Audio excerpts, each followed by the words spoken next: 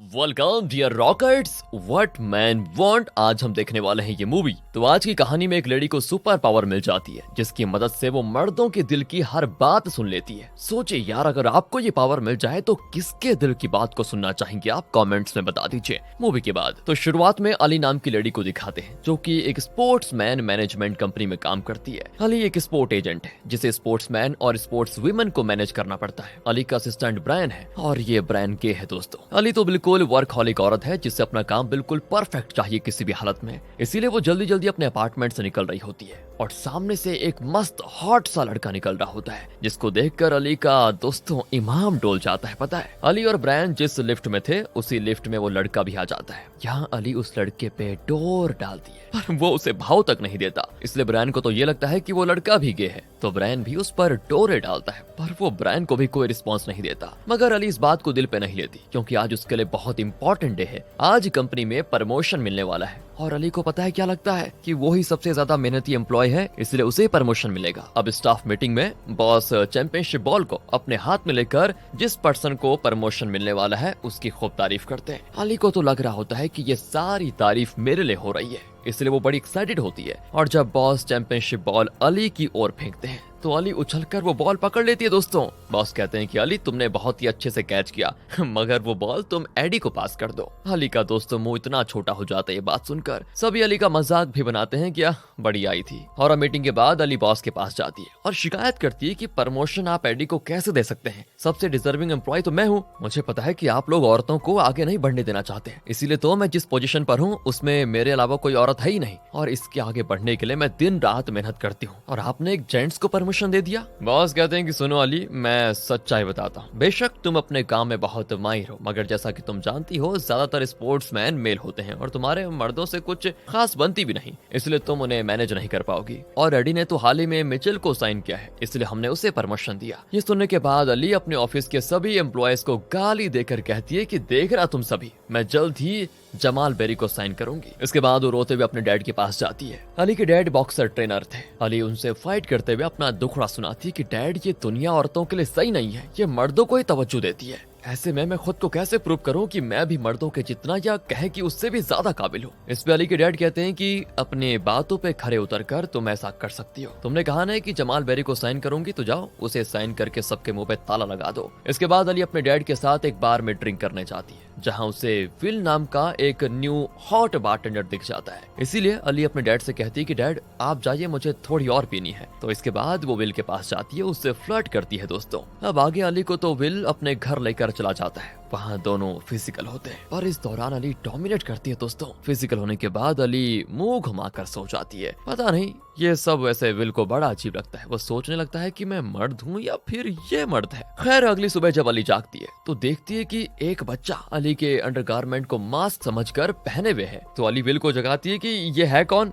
Will कहता है कि ये मेरा बेटा बैन है जो कि अपने फ्रेंड के घर पर सोने के लिए गया हुआ था, इसलिए मैं तुम्हें यहाँ पर लेकर आया। मुझे नहीं पता था कि ये इतनी सुबह यहाँ पर आ जाएगा। दोस्तों अब अली किसी तरह अपने कपड़े पहनती है और देखती है कि विल के घर में उसकी वाइफ के साथ कई फोटोज हैं, जिससे अली बड़ी गुस्सा होती है क्योंकि विल की वजह से एक तो अली पहली बार काम पे लेट हो गई है और दूसरा उसका विल के साथ कोई रिश्ता भी नहीं बन पाया क्योंकि वो ऑलरेडी मैरिड जो है। अगर बैन की जगह उसकी वाइफ आ गई होती और उसने विल को रंगे हाथों पकड़ लिया होता तो अली की तो इज्जत गई थी काम से। खैर अली किसी तरह ऑफिस आती जहाँ उसका असिस्टेंट बताता है कि तुम्हारे बैग में प्रोटेक्शन चिपका हुआ है और फिर अली ब्रायन से कहती है कि अरे प्लीज उसे चुपके से निकाल दो यार। हाँ निकाल दूंगा पर मुझे इस बार ज्यादा इंक्रीमेंट चाहिए होगा। अली मान जाती है। अब ब्रायन वो प्रोटेक्शन रुमाल से पकड़कर अपने पॉकेट में डाल लेता है। इसके बाद अली को पता चलता है कि लीजा नाम की जो प्लेयर है जिसे अली खुद मैनेज करती है उसे केवन नाम का एम्प्लॉय कवर पेज से हटाना चाहता है और उसकी जगह जमाल को कवर करना चाहता है। जमाल अभी अभी नया खिलाड़ी बना है और उसके सोशल मीडिया पे बहुत सारे फॉलोअर्स हैं। साथ ही NBA यानी कि नेशनल बास्केटबॉल एसोसिएशन ने उसे चूज किया है और जमाल के डैड ही उसके मैनेजर भी हैं। इसीलिए अली सोचती है कि जमाल को मैं साइन कर लेती हूँ और उसके बदले में जमाल और लीजा को कवर पेज में एक साथ शेयर करवा दूंगी।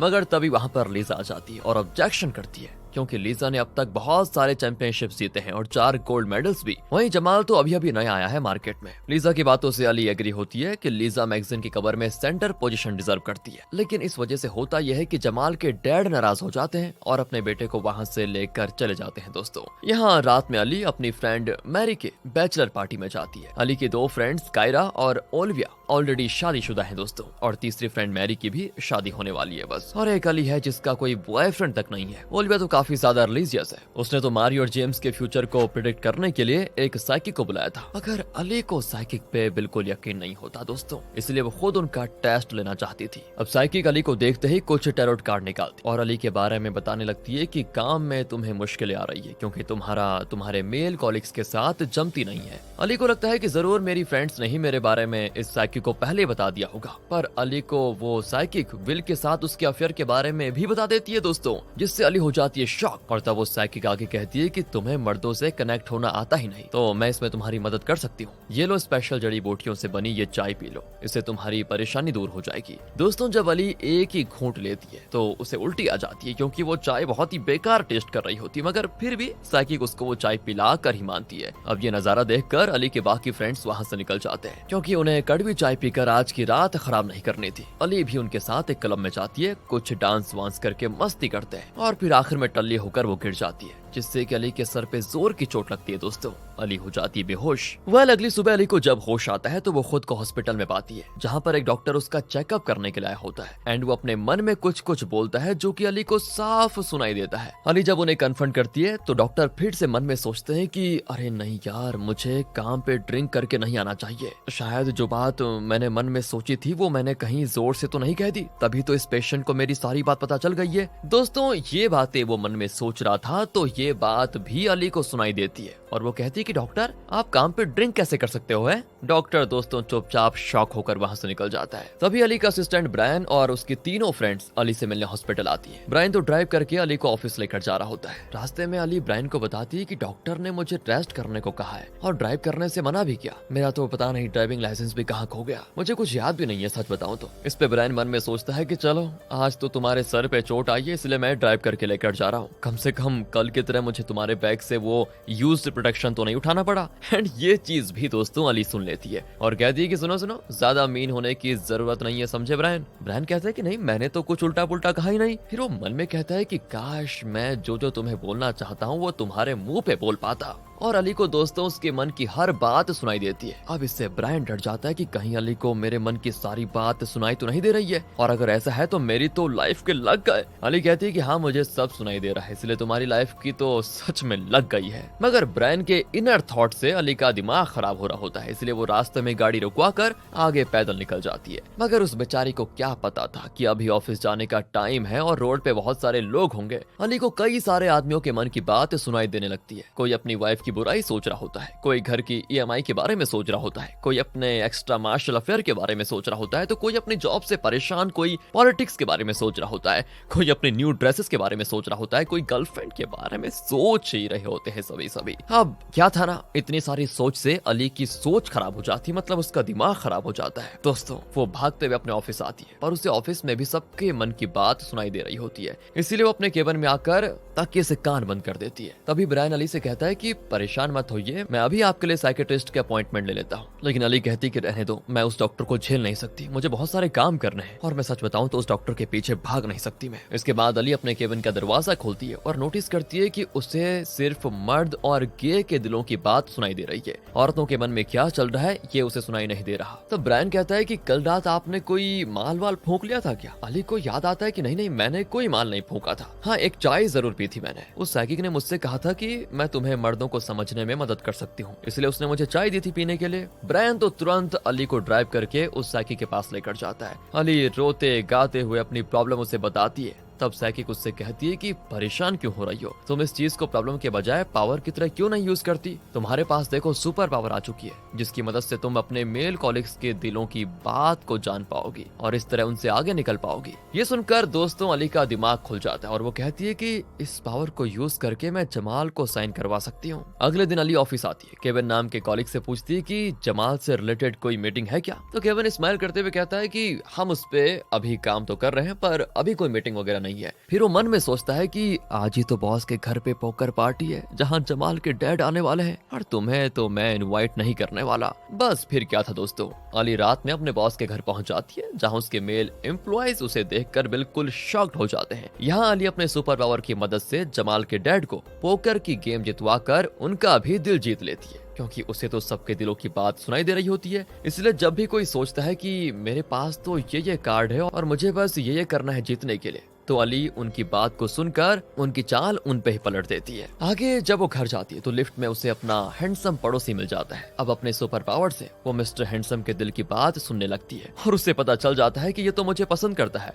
बस कॉन्फिडेंस ना होने की वजह से ही सामने से अप्रोच नहीं कर पा रहा। ये तो चाह रहा है कि मैं इसे किस करके बात को आगे बढ़ाऊं। फिर क्या था दोस्तों, अली मिस्टर हैंडसम को किस कर लेती है और वो अली को अपनी गोद में उठाकर अपने अपार्टमेंट में लेकर जाता है। मगर इस वक्त दोनों ही पूरी तरह से क्लोज होने के लिए रेडी नहीं थे, क्योंकि अली काम से आ रही थी और मिस्टर हैंडसम वर्कआउट करके आ रहा था। दोनों पसीने से तरबतर थे, इसलिए अली वॉशरूम यूज करना चाहती है, तो वो खुद को अच्छे से क्लीन करके मिस्टर हैंडसम के पास पहुंच जाती है। वहाँ जो वो देखती है ना, उसको देखकर उलट पुलट हो जाती है। दरअसल दोस्तों, मिस्टर हैंडसम के कुछ ज्यादा ही गंदे गंदे शौक होते हैं जो कि अली कभी पूरा नहीं करना चाहती। उसे घिन आ जाती है और वो तुरंत वहाँ से भाग कर निकलती है। अब अगले दिन की बात है, जमाल बेरी और उसके डैड को अली के ऑफिस वाले एक म्यूजिक वीडियो दिखाते हैं जिसमें जमाल की तारीफ की गई थी। पर अली जमाल के मन की बात सुन लेती है कि ये म्यूजिक वीडियो तो किसी 90s के रैप म्यूजिक की तरह लग रहा है। ऊपर से इसमें एडिट करके ढेर सारी अधरंगी लड़कियां और शराब और पैसा वगैरह दिखाया गया है। इससे दोस्तों होता यह है कि जमाल के डैड भी ऑफेंड हो जाते हैं, क्योंकि लस्ट और नशे में रहने वाला इंसान कभी भी बेस्ट प्लेयर नहीं बन सकता। उन्होंने अपने बेटे की क्लीन डाइट का पूरा ख्याल रखा हुआ है। इस म्यूजिक वीडियो से तो जमाल की रेपुटेशन ही खराब हो जाएगी। अली भी अपने बॉस से कहती है कि नहीं, ये वीडियो आगे नहीं बढ़नी चाहिए। जमाल के एडवर्टीजमेंट के लिए हम एक अच्छा वीडियो बनाएंगे। बस ये सुनकर जमाल के डैड हो जाते हैं इंप्रेस और बात करते हुए ऑफिस से निकलने लगते हैं। यहाँ जमाल के डैड कहते हैं कि मैं अपने बेटे का फ्यूचर कभी भी किसी फीमेल एजेंट को नहीं सौंपना चाहता था, पर तुमसे मिलकर मेरे विचार बदल गए हैं। देखो, मैं एक फैमिली मैन हूँ, इसलिए मैं चाहता हूँ कि जमाल का एजेंट मैं किसी फैमिली मैन को ही बनाऊं, क्योंकि उसे अपनी रिस्पॉन्सिबिलिटी का पता होता है। तभी दोस्तों अली देखती है कि मुझसे मिलने के लिए विल अपने बेटे बैन के साथ आया हुआ है, इसलिए वो कहती है कि मैं भी तो फैमिली वीमेन ही हूँ, वो देखो मेरी फैमिली मुझसे मिलने आई हुई है। इसके बाद वो विल और बैन को अपने पास बुलाती है, उनसे हंस हंस कर ऐसे बात करती है जैसे कि वो सच में उसकी फैमिली है। इससे होता यह है कि जमाल के डैड का भरोसा अली पे और बढ़ जाता है। उनके जाने के बाद अली बिल से पूछती है कि तुम दोनों यहाँ पर कैसे। बैन कहता है कि उस रात आप अपना ड्राइविंग लाइसेंस हमारे घर पर भूल आई थी, जो कि मुझे मिल गया। हम वही लाइसेंस वापस करने आए हैं। साथ ही मुझे आपसे एक और बात करनी है, आप उस दिन भी मेरे डैड पर गुस्सा करके चली आई थी। देखिए, मेरी मॉम की जब से डेथ हुई है तब से मेरे डैड बहुत अकेले हैं, आपको उनसे सही से पेश आना चाहिए। विल तुरंत ही अपने बेटे का मुंह बंद कर देता है कि बेटा ये सब नहीं बताना था, मगर अली ने तो दोस्तों सब सुन लिया था। अब अली को विल के लिए थोड़ी हमदर्दी होने लगती है, ये सोचकर कि बताओ यार, मैं इस आदमी को कितना घटिया समझ रही थी कि ये अपनी वाइफ को चीट कर रहा है, पर इसकी वाइफ तो इस दुनिया में है ही नहीं। इसलिए अली विल और बैन को संडे के दिन Hawks and Timberwolves game खेलने के लिए इनवाइट करती है। वहाँ जमाल और उसके डैड भी आए हुए होते हैं और यहाँ पर बातों ही बातों में बैन बता देता है कि अगले हफ्ते ना मेरा बर्थडे है। तो जमाल के डैड के सामने अली बैन से प्रॉमिस करती है कि बेटा मैं तुम्हारे लिए स्पोर्ट्स कार वाली केक लेकर आऊंगी। अब इससे बैन बड़ा खुश हो जाता है और अली को हक कर लेता है। विल घर जाने से पहले अली को अगली रात डेट पे चलने के लिए पूछता है, जिसके लिए वो ऐसे ही बस हाँ कह देती है। वैसे उसके जाने का मन बिल्कुल नहीं था। अब आगे काल नाम के एक स्पोर्ट्समैन से अली जमाल को मिलवाती है। काल एक बहुत बड़ा प्लेयर था, उसे देखते जमाल हिल जाता है दोस्तों, वो बहुत ही ज्यादा नर्वस हो जाता है। तब अली उन दोनों के मन की बात सुनकर उन्हें अच्छे से एक दूसरे से मिलवाती है, जिससे जमाल के लिए काल इंस्पिरेशन बन जाता है। अब अगले दिन की बात है, मैसेज करके विल आज की रात डेट के बारे में पूछता है, तो अली का असिस्टेंट ब्रायन मैसेज कर देता है कि हाँ क्यों नहीं, मैं तो अपनी फ्रेंड मारी और उसके मंगेतर जेम्स को भी साथ लेने का सोच रही हूँ, ताकि हम डबल डेट पे जा सके। लेकिन अली ब्रायन को ये मैसेज सेंड करने से मना भी करती है, क्योंकि कहती है मुझे बहुत काम है, मैं डेट पे नहीं जा सकती। पर मैसेज तो सेंड किया जा चुका था दोस्तों। अब अली को अपने फ्रेंड और उसके मंगेतर के साथ एक पूल क्लब में जाना पड़ता है, जहां उसे जेम्स के मन की आवाज सुनाई देती है। वो वहां के एक वर्कर को देखकर उसके बारे में अश्लील चीजें सोचने लगता है कि एक बार मारी से मेरी शादी हो जाए, फिर तो मैं इस लड़की के साथ मिलकर मारी को चीट करूंगा। ये सुनकर अली को बहुत गुस्सा आता है और वो जानबूझकर जेम्स के प्राइवेट पार्ट पे पूल स्टिक से चोट लगवा देती है। और जब जेम्स को दर्द होने लगता है तो वो ऐसे प्रिटेंड करती है ना जैसे चोट गलती से लग गई हो। इसके बाद वही सेम लड़की विल की गेम की तारीफ करती है तो विल सिर्फ थैंक्स कहता है। अली उसे छेड़ती भी है कि वाह वाह, लड़कियां तुम्हारी गेम्स को पसंद कर रही है। तो विल अपने मन में सोचता है कि तुम मेरे साथ हो, मुझे और किसी लड़की के बारे में सोचने की क्या जरूरत, फर्क ही नहीं पड़ता। जिससे अली को समझ आ जाता है कि विल सच में मुझे पसंद करता है। अपडेट के बाद अली को एक बार फिर से विल अपने घर पर लेकर जाता है। यहाँ फिर से अली डोमिनेट हो जाती है तो विल फिर से मन में सोचता है कि यार इतना अग्रेसिव होने की क्या जरूरत है, सब कुछ प्यार से भी तो किया जा सकता है। इसके बाद अली विल की मन की बात को सुनकर उसके अकॉर्डिंग ही फिजिकल होती है, जिससे दोनों का एक्सपीरियंस बहुत बढ़िया हो जाता है। अब अगले दिन अली विल और बैन को अपने डैड से मिलवाती है। अली के डैड को जब पता चलता है कि विल कोई खास काम नहीं करता तो वो अपने मन में सोचते हैं कि हाँ, इससे तो मैं अपनी बेटी की लाइफ से कुछ ही वक्त में निकाल दूंगा। मगर दोस्तों, अली विल की अच्छाई बताकर अपने डैड का माइंड ही चेंज कर देती। अगले सीन में अली को अपने सुपर पावर से पता चल जाता है कि उसके ऑफिस में काम करने वाला डैनी नाम का लड़का भी गे है और वो ब्रायन को पसंद करता है। तो अली उन दोनों की सेटिंग करवाने में जुट जाती है, जिससे दोनों खुश हो जाते हैं। अब अली और उसके पूरे ऑफिस वाले न्यूज में कुछ ऐसा देखते हैं जिससे उनके पैरों तले जमीन खिसक जाती है। दरअसल मीडिया में जमाल के डैड बोल रहे होते हैं कि मैं अपने टैलेंटेड बेटे को चाइना की ओर से खिलवाऊंगा, वहाँ की गवर्नमेंट हमें अच्छे पैसे दे रही है। दोस्तों, इस वजह से होता यह है कि अली के बॉस की हालत खराब हो जाती है, क्योंकि जमाल का उनकी कंपनी के द्वारा साइन किया जाना बहुत जरूरी था। अब उन्हें इन सब के पीछे अली की गलती दिखाई देती है, इसीलिए वो अली को खूब सुनाते भी हैं कि तुम्हारी वजह से हुआ ये। और तभी इसी वक्त विल आ जाता है दोस्तों। तो गुस्से में अली के बॉस विल को भी बता देते हैं कि तुम और अली मिलकर जो हैप्पी फैमिली का दिखावा कर रहे थे जमाल के डैड के सामने, वो प्लान पूरी तरह से फेल हो गया है। अब इससे विल को बहुत ही बुरा लगता है और वो कहता है कि क्या इसका मतलब अब तक अली तुमने जो कुछ भी मेरे साथ किया वो सब दिखावा था तुम्हारे काम के लिए। अली समझाने की कोशिश करती है दोस्तों कि ऐसा नहीं है विल, मैं सच में तुम्हें पसंद करती हूँ। मगर यहाँ विल सुनना ही नहीं चाहता कुछ और अली से रिश्ता तोड़कर चला जाता है। अली को दोनों ओर से झटका लगता है, एक तो काम नहीं बना, ऊपर से रिश्ता भी टूट गया। वो वापस सैकी के पास जाकर कहती है कि इस पावर ने मेरी जिंदगी में उथल पुथल मचा के रख दी है, इसीलिए मैं ये पावर वापस करना चाहती हूँ। जिसपे सैकी कहती है कि पावर के साथ साथ रिस्पॉन्सिबिलिटी भी आती है, तुम उस रिस्पॉन्सिबिलिटी को सही से निभा नहीं रही, इसलिए तुम्हें ये पावर अच्छी नहीं लग रही है। अली भी सैकी की बात को समझ जाती है। अब दोस्तों, अली अपने फ्रेंड मारी और जेम्स की शादी में होती है। वहाँ भी उसे सभी मर्दों की दिल की बात सुनाई देती है और ज्यादातर मर्दों के दिल में बस वही अश्लील बातें होती हैं। दोस्तों, यहाँ तक कि जेम्स अपनी खुद की शादी में सोच रहा होता है कि मैंने लास्ट ईयर मारी की कजन सिस्टर गैबी के साथ वो सब कुछ क्या था, मेरी शादी में देखो गैबी कितनी प्यारी लग रही है, मेरा तो फिर से मन हो रहा है उसके साथ वो सब करने का। एक बार शादी खत्म हो जाए फिर तो मैं उसे फिर से अपने जाल में फंसा दूंगा और अपनी हवस मिटा दूंगा। एंड इसके बाद वो अपनी होने वाली वाइफ मारी के लिए रोमांटिक नोट पढ़ने लग जाता है दोस्तों। तो अली कहती है मुझे कुछ कहना है। सभी चौंक जाते हैं कि इस वक्त क्या कहना है। अली सबके सामने कहती है कि मुझे एक वरदान मिला है जिसकी वजह से मैं मर्दों के दिलों की बात को सुन सकती हूँ। ये सुनते ही अली का असिस्टेंट ब्रायन खड़े होकर कहता है कि अली, एज अ फ्रेंड मैं तुमसे कहना चाहूंगा कि तुम मेरे साथ आकर चुपचाप यहाँ पर बैठ जाओ। मगर अली तो ब्रायन की इंसल्ट करते हुए कहती है कि नहीं, तुम मेरे फ्रेंड नहीं बल्कि असिस्टेंट हो, समझे, इसलिए मेरे काम में टांग मत अड़ाओ। पर दोस्तों, ब्रायन को ये नहीं पता कि अली ने खूब शराब पी रखी है और वो अपने होश में नहीं है, इसलिए ब्रायन को ये सारी बातें बहुत ही चुभ जाती हैं दिल पर। आगे अली अपनी बात को कंटिन्यू करती है और कहती है कि मेरे इस स्पेशल गिफ्ट की वजह से मुझे पता चल गया है कि जेम्स मेरी फ्रेंड मारी के लायक ही नहीं है। ये तो मारी की कजन सिस्टर के साथ सब कुछ कर चुका है, अभी तो ये शादी में बिजी है ना, पर शादी के बाद ये बहुत सारी लड़कियों के साथ सोने का प्लान बना रहा है। इस पर जेम्स कहता है कि नहीं नहीं, ये सच नहीं है। तभी गबी उठकर आ जाती है कि मुझे माफ कर दो मारी, पर उस वक्त जेम्स ने मुझे फुसलाया था कि वो तुमसे जल्दी ब्रेकअप कर लेगा और मुझसे शादी करेगा, मगर जेम्स ने तुम्हारे साथ साथ मुझे भी धोखा दे दिया। ये सुनकर मारी का खून खौल जाता है और वो सबके सामने जेम्स को एक जोरदार तमाचा मारती है। तभी कायरा नाम की अली की फ्रेंड कहती है ये तुमने क्या कर दिया। अली कहती है कि तुम्हारे घर में तो खुद दिक्कत चल रही है। कायरा कहती नहीं नहीं, ऐसा कुछ नहीं है, मेरा और मेरा हस्बैंड का सब ठीक चल रहा है। इनफैक्ट तुम्हारा किसी के साथ रिलेशनशिप नहीं चल रहा होगा तो तुम हम लोगों से जलती हो क्या और चाहती हो कि हमारा घर भी उजड़ जाए हैं। अली कहती है कि मेरी बात सुनो, ऐसा कुछ नहीं है। जिसपे अली कहती है कि नहीं, ऐसा नहीं है कायरा, तुम्हारा हस्बैंड तो किसी लड़की के साथ नहीं सो रहा बल्कि अपने गोल्फ खेलने वाले दोस्त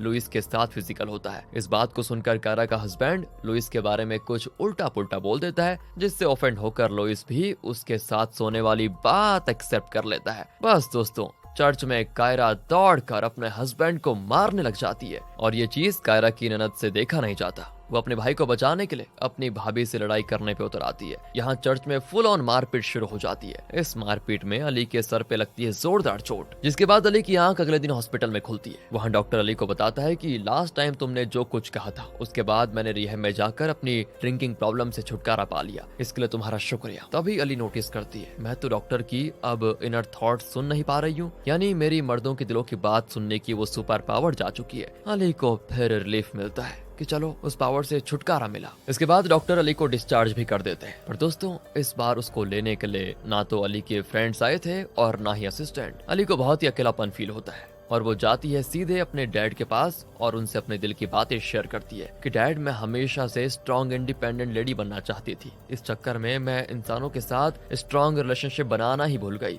मेरे रिश्ते इतने कमजोर निकले कि छोटी छोटी बातों की वजह से मुझसे नाराज हो गए सभी और मुझे हॉस्पिटल में मिलने तक नहीं आए। अली के डैड पता है क्या कहते हैं कि बेटा अभी देर नहीं हुई है, तुम अभी भी सारी चीजें सही करने की कोशिश कर सकती हो। वो भी अपने डैड की बात मानकर सबसे पहले अपने असिस्टेंट ब्रायन के पास जाती है और बताती है कि अब मेरे पास लोगों की इनर थॉट सुनने की पावर नहीं है ब्रायन, मगर मैं तुमसे कुछ कहना चाहती हूँ। तुम्हें वो सारी काबिलियत है कि तुम भी एक एजेंट बन सकते हो, पर हर बार मैंने तुम्हारे मुंह पे तुम्हारी बुराई सिर्फ इसीलिए की क्योंकि मुझे तुम्हारी सख्त जरूरत थी। मुझे पता था कि तुम्हारे जैसा काबिल असिस्टेंट मुझे नहीं मिल पाएगा और तुम मेरे लिए एक फ्रेंड से बढ़कर हो ब्रायन। मुझे वैसे कल की बातों के लिए माफ कर देना। ब्रायन को तो दोस्तों अपने कानों पे यकीन ही नहीं होता कि अली किसी से माफी भी मांग सकती है। इसके बाद अली जाती है जमाल के पास चाइनीज फूड लेकर। जमाल उस वक्त बास्केटबॉल खेल रहा होता है। अली भी उसके साथ बास्केटबॉल खेलते खेलते उसे ढेर सारी बातें करती है और उसे समझ आ जाता है कि जमाल सिर्फ पैसों के लिए चाइना की ओर से नहीं खेलना चाहता, वो तो अपनी जीत को अपने लोगों के साथ सेलिब्रेट करना चाहता है। इसीलिए अली उससे कहती है अपने दिमाग की बातों को भूल जाओ, अपने दिल की सुनो। अब अली जाती है अपनी गर्लफ्रेंड्स के पास जो कि अली को देखते ही मुंह फेर लेती हैं और उससे बात नहीं करती। तब भी अली दोस्तों उनके पास जाकर कहती है मैं सच में तुम तीनों से बहुत प्यार करती हूँ और ऐसा बिल्कुल भी नहीं है कि मैं तुम तीनों के रिलेशनशिप और शादी की वजह से जलती हूँ। सच्चाई तो यह है कि मैं हमेशा तुम तीनों का दिल से भला चाहती हूँ और मैं नहीं चाहता कि कोई भी मर्द तुम्हारा गलत फायदा उठाए। तब तीनों फ्रेंड कहते हैं कि ठीक है वो बात तो है, पर साथ ही ये बात भी है कि तुम्हें सुपर पावर मिली थी मर्दों के मन की बात सुनने की, मगर तुमने हमें इस बारे में बताया तक नहीं। हम तुम्हारी मदद कर सकते थे पता है। इस बात के लिए अली दिल से उनसे माफी भी मांगती है और आगे से उन्हें अपनी लाइफ के बारे में सब कुछ बताने का वादा करती है। साथ ही दोस्तों मंडे को छोटी सी ट्रीट देने की बात भी कहती है जिससे उसकी तीनों फ्रेंड अपना गुस्सा थूक कर उसे माफ कर देती है। तो अगले सीन में दोस्तों अली जमाल और उसके डैड के साथ मिलकर NBA के एक इम्पोर्टेंट इवेंट में पार्टिसिपेट करके ये जाहिर कर देते हैं कि जमाल फ्यूचर में अमेरिका की ओर से ही खेलेगा और जमाल ने अपना एजेंट अली को ही बना लिया है। इसीलिए अली के बॉस खुश होकर नेक्स्ट मीटिंग में चैंपियनशिप बॉल अली की ओर फेंक कर उसे प्रमोशन देते हैं, मगर अली ये प्रमोशन लेने से इनकार कर देती है क्योंकि अब वो अपनी टैलेंट मैनेजमेंट कंपनी बनाने वाली है। इसीलिए वो काम से रिजाइन कर देती है कि मुझे ऐसी कंपनी में काम ही नहीं करना जो कि औरतों को मर्दों से कम समझती है। मुझे पता है कि मैं मेल एजेंट से बेटर हूँ, इसीलिए मैं उनसे कम्पीट नहीं करना चाहती। और अली के साथ साथ अली का एक और कॉलीग रिजाइन करके अली की टीम को ज्वाइन कर लेता है। साथ ही अली अपनी न्यू कंपनी में ब्रायन को भी एक एजेंट बना देती है। इसके बाद तो दोस्तों अली स्पोर्ट्स कार वाली बर्थडे केक ले जाकर बैन के बर्थडे पार्टी में जाती है, जहाँ बैन तो वो केक देखकर खुश होता है मगर विल अली को देखकर खुश नहीं होता। तब अली विल को सारा मामला बताती है कि ये हो गया था मेरे साथ और एक और चांस मांगती है उससे। विल हाँ कर देता है क्योंकि वो सच में अली को बेहद प्यार करता था, अली को मन से चाहता था और इस तरह दोस्तों यहाँ से दोनों की रिलेशनशिप होती है शुरू। अब आगे दिखाते हैं तो अली, विल और बैन एक साथ पार्क घूमने जाते हैं। ये तीनों मिलकर आपस में एक हैप्पी फैमिली बना लेते हैं। इसी के साथ हैप्पी एंडिंग होती है इस मूवी की। बाकी आपको वीडियो कैसी लगी कमेंट करके बता दीजिए। मिलते हैं आपसे अगली वीडियो में। ध्यान रखेगा दोस्तों अपना and finally thanks for watching.